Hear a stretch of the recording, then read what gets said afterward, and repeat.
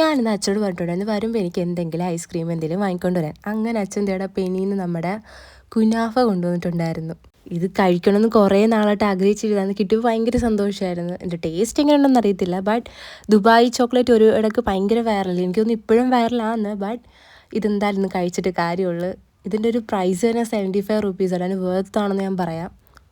ഭയങ്കര എക്സ്പെക്റ്റേഷനായിട്ടാണ് ഞാനതെടുത്തത്. അപ്പോൾ ഒരു 2 ടൈപ്പ് കളർ. അപ്പോൾ ഞാൻ ആദ്യം ഓർത്തു ചോക്ലേറ്റും പിന്നെ പിസ്തയുടെ ഐസ്ക്രീമും ആയിരിക്കുമെന്ന്. വേറെ ഡിഫറൻസ് എനിക്കങ്ങനെ തോന്നിയില്ല പുറമേ നിന്ന് നോക്കിയിട്ട്.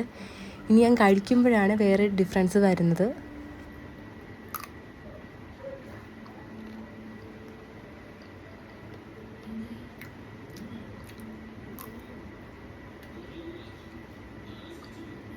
കാര്യം പറയാൻ എനിക്കത്രയായിട്ട് ഇഷ്ടപ്പെട്ടൊന്നുമില്ല. ജസ്റ്റ് വൺസ് ഒന്ന് കഴിക്കാം, അല്ലാതെ ഭയങ്കര ഹൈപ്പ് കൊടുക്കാൻ മാത്രം ഒന്നും എനിക്ക് തോന്നിയില്ല. ഞാൻ പിന്നെ ഇത് കഷ്ടപ്പെട്ട് കഴിക്കുമായിരുന്നു, കാരണം കളയാൻ പറ്റത്തില്ല, പൈസ കൊടുത്ത് വാങ്ങിയതല്ലേ.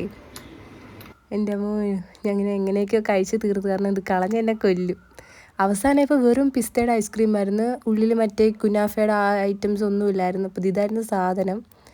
അതുകൊണ്ട് വൺസൊക്കെ കഴിക്കാം, അത്ര ഹൈപ്പായിട്ട് എനിക്ക്